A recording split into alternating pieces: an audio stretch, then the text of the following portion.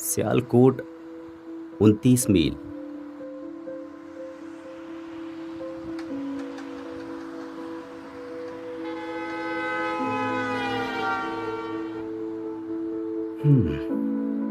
सियालकोट 28 मील।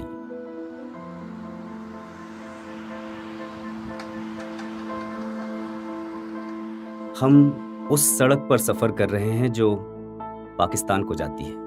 ये तवील सीधी सड़क फासले के साथ साथ धुंधलाती चली जाती है और सियालकोट और उससे परे लाहौर को जाती है। कई साल पहले बिल्कुल इसी मौसम में और शाम के ऐसे ही धुंधलके में मैंने आखिरी बार इस सड़क पर सफर किया था। उस जमाने में यह सड़क पाकिस्तान जाने वाली सड़क नहीं थी। उस जमाने में यह सड़क जम्मू सियालकोट रोड थी।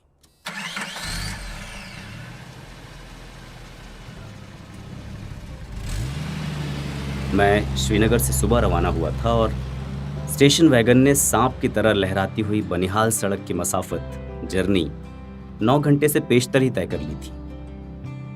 वादी से परे बहुत ऊंचे ऊंचे दरख्तों से होती हुई अनंतनाग तक और फिर नाशेब की पहाड़ियों से तेजी से गुजरती हुई और बनिहाल के सख्त चढ़ाई के गिर्द चक्कर लगाती हुई ठिठुरती हुई ये सड़क बादलों की सतह से भी कुछ ऊपर आ जाती है और फिर उधमपुर से होती हुई वादी जम्मू में उतरती है जो निस्बतन गर्म इलाका है।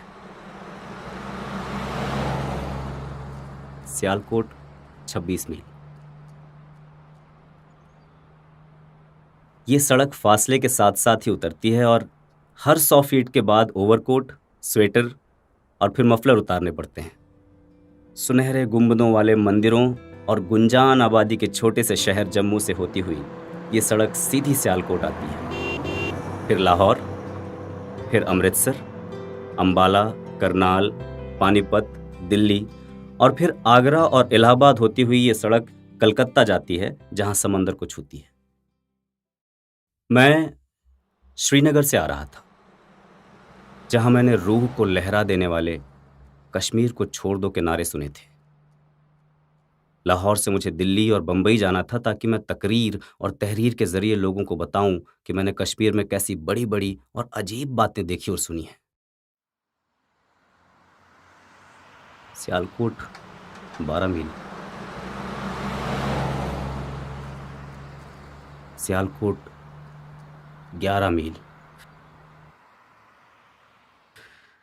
हर मिनट के बाद सड़क के किनारे लगा हुआ मील और फरलांग बताने का एक पत्थर तेजी से गुजर जाता था।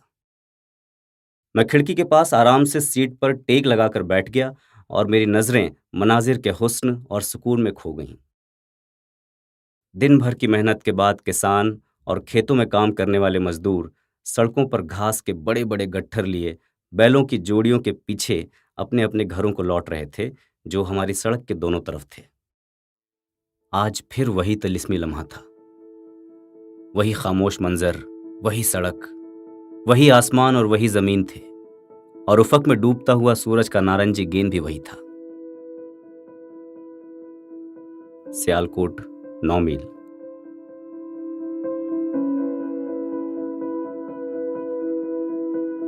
मेरे ख्यालात जीप से ज्यादा तेज रफ्तार से दौड़ रहे थे। सियालकोट, अमृतसर, लाहौर, जालंधर, अंबाला, पानीपत, दिल्ली, सियालकोट 8 मील। लेकिन नहीं नहीं, एक झटके के साथ जीप रुक गई।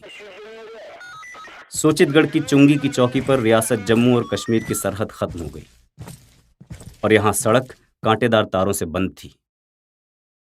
बाएं हाथ को चंद फीट पर तार और टेलीफोन के तार कटे हुए थे।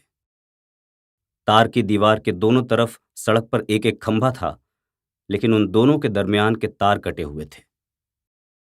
दोनों तरफ के इंसानों के रिश्ते मुनक़ता हो गए हैं। क्या कोई ऐसा आदमी नहीं है जो इन टूटे हुए तारों को जोड़ दे?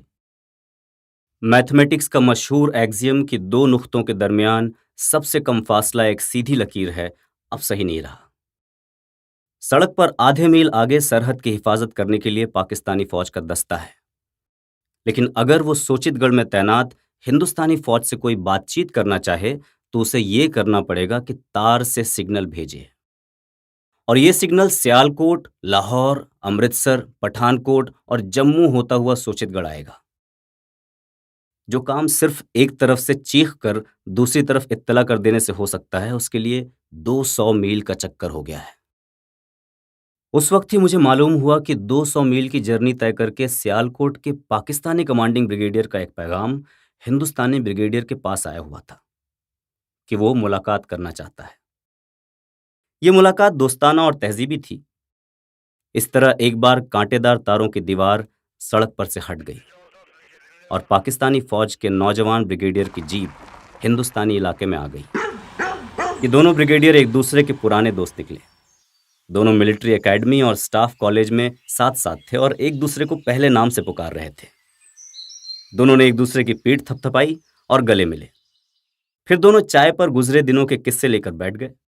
पाकिस्तान का ब्रिगेडियर, जो शायद भोपाल का रहने वाला था, उसने बताया कि उसकी बीवी हैदराबाद में है और इस फिक्र से वो परेशान है।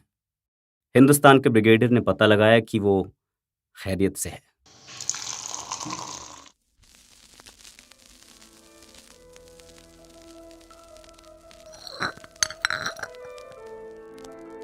ये जानकर तसल्ली हुई। शुक्र है खुदा का।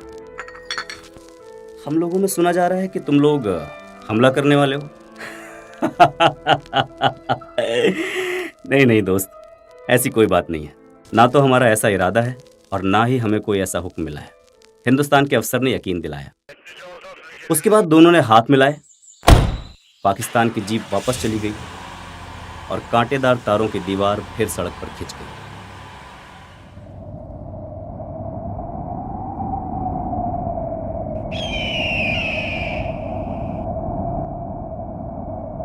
मैंने तारों की उस फसील को देखा और मेरे जहन में यह ख्याल गूंजने लगा कि यह जंग आलूद फसील हिंदुस्तान का डिस्टॉर्टेड मंजर है।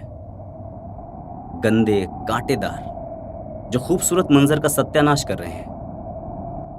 मेरा शिद्दत से जी चाहा कि उसको तोड़ दूं और हमारी जीप सियालकोट जाए, वहां से लाहौर और अमृतसर होती हुई सीधी दिल्ली।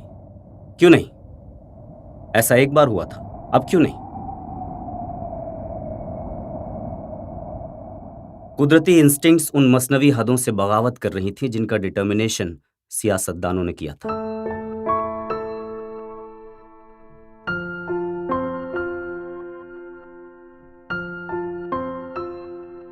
मैंने दाहिनी तरफ मुड़ के देखा। मेरी नजरों के सामने सोचितगढ़ का देहात था, लेकिन वीरान था। उन सरहदी देहातों में कई मील तक झोपड़ियां हैं, मगर बगैर छप्पर या खपड़ेल की। खेत हैं मगर उनमें फसलें नहीं। मैंने बाईं तरफ मुड़ के देखा। तारों की दीवार के उस पार पाकिस्तानी इलाके में करीब आधे मील पर सोचितगढ़ का रेलवे स्टेशन था। वो रेलवे स्टेशन नहीं था, सिर्फ उसका भूत था। वो भी हिंदुस्तानी इलाके के देहात की तरह वीरान था। मैंने चंद लम्हों के लिए नुकीले तारों की फसील हटाने की इजाजत हासिल कर ली। मैं, मेरा दोस्त और सिख कप्तान जो हमें एस्कॉर्ट कर रहा था, पाकिस्तानी इलाके में दाखिल हो गए। मुझे मालूम नहीं कि मैंने कोई इंटरनेशनल कानून तोड़ा था। 1 साल बाद मैं सिर्फ ये मालूम करना चाहता था कि मैं खुद को पाकिस्तान में किस तरह महसूस करूंगा। वहां रहने के बाद, वो चाहे मैं एक लम्हा ही क्यों ना रहा हूं, मैं ये बता सकता हूं कि वहां रहने की क्या फीलिंग्स है। कुछ नहीं, कोई फर्क नहीं, वही जमीन और वही आसमान। मैंने सड़क के पाकिस्तानी हिस्से पर किसी चीज को हरकत करते देखा। मैंने कप्तान से उसकी दूरबीन मांग ली। एक किसान अपने सर पर घास का गट्ठर लादे जा रहा था। बोझ इतना ज्यादा था कि वो दोहरा हुआ जा रहा था।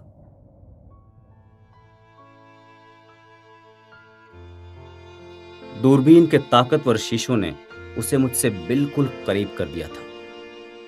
मैंने देखा कि वो फटी हुई मैली जैकेट, फतूही और पंजाबी तहबंद पहने हैं। मैंने घूमकर दूसरी तरफ देखा। सड़क के हिंदुस्तानी हिस्से पर बिल्कुल उसी तरह का एक किसान सर पर घास का गट्ठर लादे जा रहा था। बोझ इतना ज्यादा था कि वो भी दोहरा हुआ जा रहा था। मैंने देखा कि वो भी फटी हुई मैली जैकेट, फतूही और पंजाबी तहबंद पहने हैं।